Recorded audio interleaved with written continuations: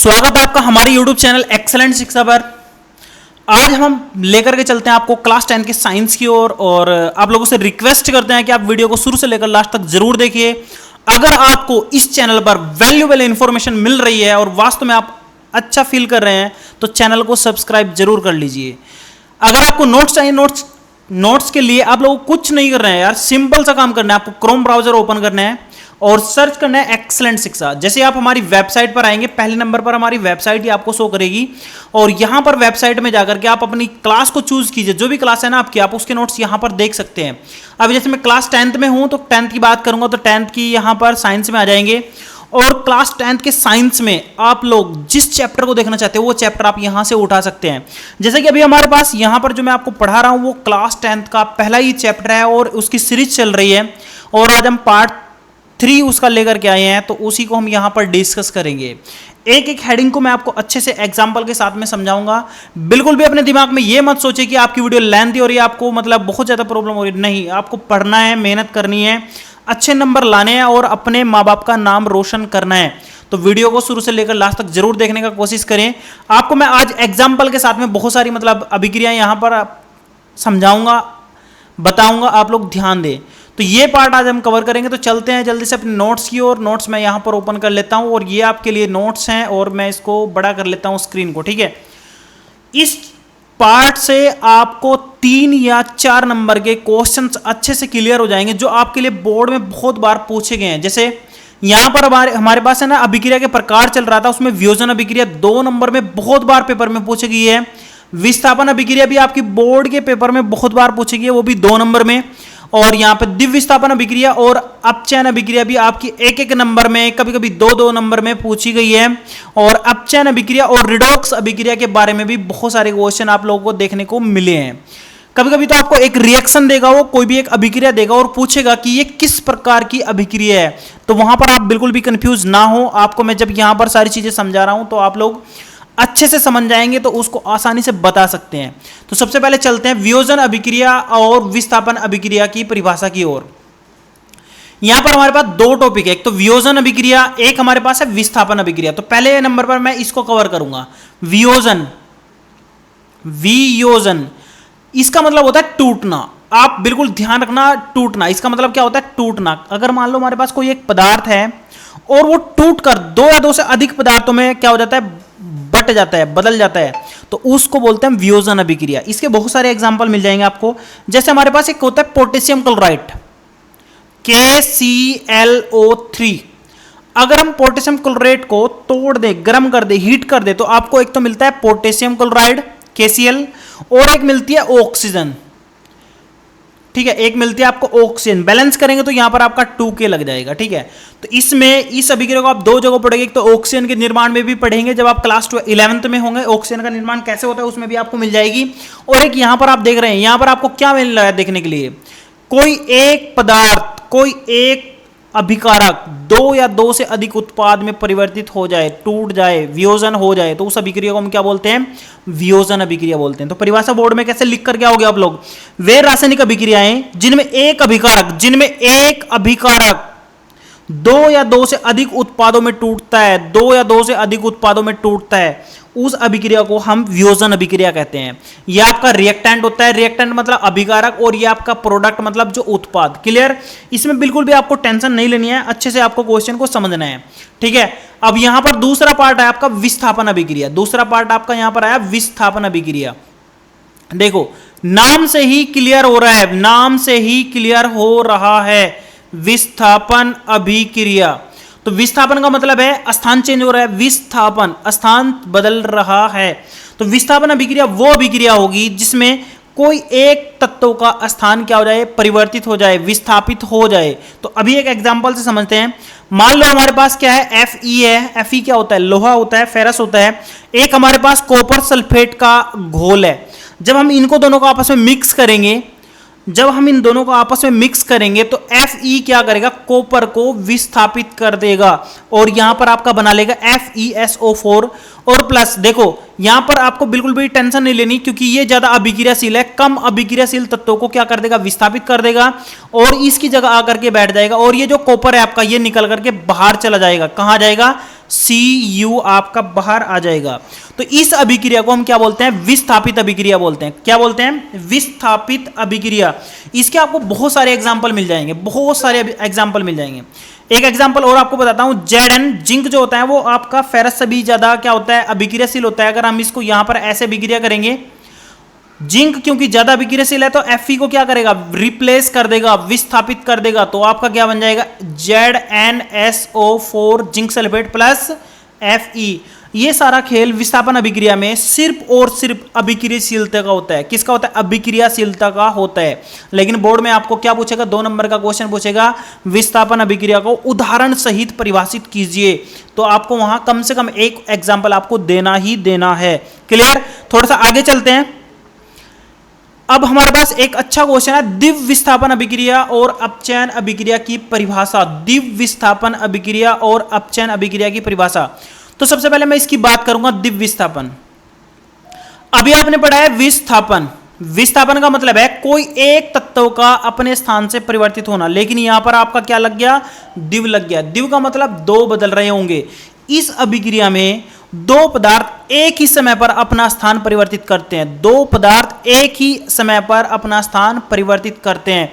एक बार इसको अच्छे से एग्जांपल से समझते हैं। देखो, एक होता है हमारे पास सोडियम सल्फेट। मान लो मैं ले लेता हूं Na2SO4। ठीक है, जब मैं सोडियम को लेता हूं, सोडियम का सल्फेट लेता हूं और उसकी बैरियम क्लोराइड के साथ में रिएक्शन करता हूं BaCl2 के साथ में, तो मेरे पास बैरियम सल्फेट बनता है और साथ में आपका NaCl भी निकलता है। इस रिएक्शन को अगर आप बैलेंस करेंगे तो यहां पर सोडियम आपका 2 था, तो इधर भी आपका कितना हो जाना चाहिए? 2 हो जाएगा ना। तो रिएक्शन अभी Ba1 है तो 1 है, सल्फर हमारे पास 1 है, तो सब कुछ बैलेंस हो गया है।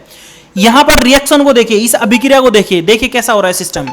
ये सोडियम हमारे पास यहां से उठ करके यहां पर आ रहा है और ये सल्फेट यहां से उठ करके यहां पर आ रहा है। किसके पास में? बैरियम के पास में आ रहा है। देखो बिल्कुल सिंपल अभिक्रिया है। तो यहां पर एक बार विस्थापन इसका हो गया, एक बार विस्थापन इसका हो गया, तो क्या हो गया? 2 बार विस्थापन हो गया। तो इसलिए इस अभिक्रिया को हम क्या बोल रहे हैं? दिव्य विस्थापन अभिक्रिया बोल रहे हैं। तो प्रोडक्ट कैसे बनेंगे? Na इसके पास में गया तो NaCl बन गया, ये हमारे पास पहला प्रोडक्ट हो गया। Ba के पास में SO4 गया तो हमारे पास क्या हो गया भाई? बैरियम सल्फेट बन गया, दूसरा प्रोडक्ट हो गया। तो इस अभिक्रिया की परिभाषा आप कैसे देंगे? इस अभिक्रिया की परिभाषा आप ऐसे देंगे, वे रासायनिक अभिक्रिया जिसमें अभिकारक भाग ले रहे तत्वों के आयनों की परस्पर अदला बदली हो जाए। क्या हो जाए? परस्पर अदला बदली हो जाए। उन सभी अभिक्रियाओं को हम दिव्य विस्थापन अभिक्रियाएं कहते हैं। इसके बहुत अच्छे अच्छे एग्जाम्पल आप और भी देख सकते हैं। ठीक है, अभी बात करते हैं अपचयन अभिक्रिया की। अपचयन अभिक्रिया की देखो, अपचयन अभिक्रिया क्या होता है? अपचयन अभिक्रिया, ये भी आपका बहुत बढ़िया क्वेश्चन है और ये लगभग शायद मेरे अंदाज से 2017 में ये क्वेश्चन आया था। 2 नंबर में क्वेश्चन आया था। मैं जब बोर्ड के पेपर के डिस्कस करूंगा तब आपको इसके बारे में बताऊंगा भी कि किस टाइप के क्वेश्चन आते हैं। अपचयन अभिक्रिया का क्वेश्चन आपको ये अपचयन एक पूरा रेडॉक्स रिएक्शन आपका एक पूरा का पूरा चैप्टर मिल जाएगा 11वीं क्लास में, और 12वीं क्लास में भी इसके बारे में आपको बहुत सारा सीखने को मिलेगा। अच्छी है बात, इसके बारे में मैं बताता हूं आपको। वे रासायनिक अभिक्रियाएं जिनमें हाइड्रोजन आयन जुड़ता है। क्या होता है? जिनमें हाइड्रोजन आपका क्या होगा? जुड़ेगा। ध्यान रखना, क्या होगा? जुड़ेगा। उनको बोलते हैं हम अपचयन अभिक्रिया। इनमें क्या होगा? सारी की सारी रिएक्शन में आपकी हाइड्रोजन क्या हो जाएगी? जुड़ जाएगी। क्या हो जाएगी? जुड़ जाएगी। वो सारी की सारी आपकी क्या होंगी? अपचयन अभिक्रियाएं होंगी। क्या होंगी? अपचयन अभिक्रियाएं होंगी। अपचयन अभिक्रिया की खास बात क्या होती है? इनमें हाइड्रोजन जुड़ जाता है। क्या होता है? इनमें हाइड्रोजन जुड़ जाता है। अपचयन अभिक्रियाओं में हाइड्रोजन क्या होता है? आपका जुड़ जाता है। ठीक है, अभी आप इसके बहुत सारे एग्जाम्पल देख सकते हैं। अभी तो मैं आप इसका कोई एग्जाम्पल नहीं दे रहा हूं, एक और क्योंकि इसका पार्ट है वो है उपचयन। तो दोनों का एक साथ में आप लोगों को मिल जाएगा। इसकी परिभाषा 2 तरीके से दी जाती है, एक तो हाइड्रोजन आयन का जुड़ना या फिर ऑक्सीजन आयन का रिमूव होना। दोनों में आप लोग याद रखना, ऑक्सीजन आयन का हटना या फिर निकलना, इसको हटाएंगे तब भी आपका अपचयन ही होगा। मेन पार्ट तो इसका ये होता है कि धनात्मक आयन का बढ़ना। ठीक है, वो आप क्लास 11 में पढ़ेंगे। अभी बात करता हूं उपचयन की। ये उपचयन इसी का ही एक पार्ट है, अपचयन उपचयन अभिक्रिया। तो उपचयन जो होता है ना, उसमें क्या होता है? उसमें ऋणात्मक पार्ट जुड़ जाता है। परिभाषा आप कैसे देंगे? वे रासायनिक अभिक्रिया जिनमें हाइड्रोजन आयन निकलता है या ऑक्सीजन आयन जुड़ता है। आप ऐसे मान लीजिए, मैंने अभी आपको बताया कि जो अपचयन अभिक्रिया होती है उसमें ऑक्सीजन का हटना भी शामिल होता है, या तो ऑक्सीजन निकल जाए और हाइड्रोजन जुड़ जाए, दोनों में से कोई भी एक काम हो जाए तो आपकी अपचयन अभिक्रिया बन जाती है। अब आप लोग एक चीज मैं यहां पर एग्जांपल देता हूं, चलो मैं आपको एक एग्जांपल दे ही देता हूं। आप लो यहां पर कॉपर ऑक्साइड CuO, ठीक है, इसकी रिएक्शन कर दो आप H2 के साथ में। तो जब आप इसकी रिएक्शन करोगे तो रिएक्शन करने के बाद आपका बनेगा कॉपर, ठीक है, पॉजिटिव और प्लस 2H2O बन जाएगा। या फिर आप ऐसे मान लीजिए ये 2 हटा दीजिए क्योंकि रिएक्शन आपकी यहीं पर बैलेंस हो जाएगी, H2O बन जाएगा, क्योंकि H2 आपका ये हो गया और ये दोनों आपस में जुड़ गए तो आपका रिएक्शन यहीं पर कंप्लीट हो जाएगी। देखो इसमें क्या हो रहा है, इसमें ये ऑक्सीजन आयन हट रहा है, निकल रहा है, ये आपका कौन सी अभिक्रिया हो गई, अपचयन अभिक्रिया। अपचयन में हमेशा आपका ऑक्सीजन निकलेगा या फिर हाइड्रोजन जुड़ जाएगा। अब यहीं पर मैं दूसरे एग्जांपल को लेता हूं, दूसरे यहां पर कौन सा एग्जांपल होगा, दूसरा आप यहां पर ये मानकर चलिए कि इस हाइड्रोजन की बात देखिए, इस हाइड्रोजन में ऑक्सीजन आकर के जुड़ रहा है, ऑक्सीजन आकर के जुड़ रहा है, तो ये पोर्शन आपका होगा उपचयन। कौन सा होगा, उपचयन। और ये पोर्शन ये वाला पोर्शन आपका क्या होगा, अपचयन। याद रखना, एक शॉर्ट चीज बताता हूं आपको, जब भी कोई अभिक्रिया में अपचयन होगा तो उसी समय उसी अभिक्रिया में उपचयन भी होगा, इसलिए इन दोनों अभिक्रियाओं को हम रिडोक्स अभिक्रिया बोल देते हैं। क्या बोल देते हैं, रिडोक्स। देखो यहां पर आ रहा है ना रिडोक्स, मैं इसको लिख करके दिखा देता हूं आपको, रिडोक्स, रिडक्शन, ठीक है, एक जगह तो क्या हो जाएगा, रिडोक्स आ रहा है ना, रिडक्शन ऑफ हाइड्रोजन या फिर यहां पर ऑक्सीजन, दोनों का अलग अलग पार्ट है, एक में आपका अपचयन होगा, एक में आपका उपचयन होगा, दोनों का अलग अलग पोर्शन यहां पर आपको देखने को मिल जाएगा। इसमें बहुत सारे आपके अच्छे अच्छे एग्जाम्पल आते हैं, ठीक है। तो आज मैं आप लोगों को कुछ क्वेश्चन यहां पर करवा देता हूं जो आपके बोर्ड में बहुत बार पूछे गए हैं, तो लेकर के चलते हैं आपको क्वेश्चन की ओर। क्वेश्चन है आपका, लोहा चूर्ण पर तनु हाइड्रोक्लोरिक अम्ल डालने से क्या होता है। वो पूछ रहा है, क्या पूछ रहा है आप लोगों को, क्या पूछ रहा है कि अगर हम लोहे के चूर्ण पर तनु हाइड्रोक्लोरिक अम्ल डाल दे तो क्या होगा। तो इस क्वेश्चन को आप देखिए भाई, लोहा दिया, लोहा मतलब हमारे पास क्या होता है भाई, Fe होता है, Fe। और उसने बोला हमारे पास क्या बोला, तनु हाइड्रोक्लोरिक अम्ल, HCl मिलाने की बात कर रहा है। तो पूछ रहा है भाई क्या होगा, वो पूछ रहा है भाई क्या होगा। तो आप लोग याद रखना, यहां पर जब भी आपकी रिएक्शन होगी, यहां पर आपका आयरन का क्लोराइड बन जाएगा और हाइड्रोजन गैस आपकी निकल जाएगी। तो यहां पर देखो हाइड्रोजन गैस एवं आयरन क्लोराइड बनता है, ये आपका पहले वाला ऑप्शन यहां पर क्लियर हो जाएगा। यहां पर आप क्या लेंगे, हाइड्रोजन गैस और आयरन क्लोराइड बनता है, ये आपका ऑप्शन पहला बिल्कुल सही हो जाएगा, क्लियर, आपका पहला ऑप्शन यहां पर राइट हो जाएगा। थोड़ा सा आगे चलते हैं, मैंने कुछ और भी क्वेश्चन लिया, ये बोला है निम्नलिखित रासायनिक समीकरण को संतुलित कीजिए। इस क्वेश्चन को देखिए आप लोग, यहां पर क्या करना है, संतुलन करना है।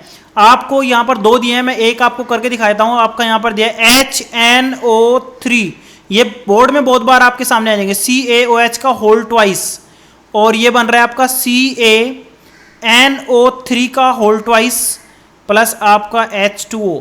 तो वो बोल रहा है कि इस अभिक्रिया को आप बैलेंस कीजिए, वो बोल रहा है कि इसको आप बैलेंस कीजिए। तो बैलेंस करने का रूल पहले क्या बोलता है कि पहले आपको ऑक्सीजन बैलेंस करना है, पहले आपको क्या करना है भाई, ऑक्सीजन बैलेंस करना है।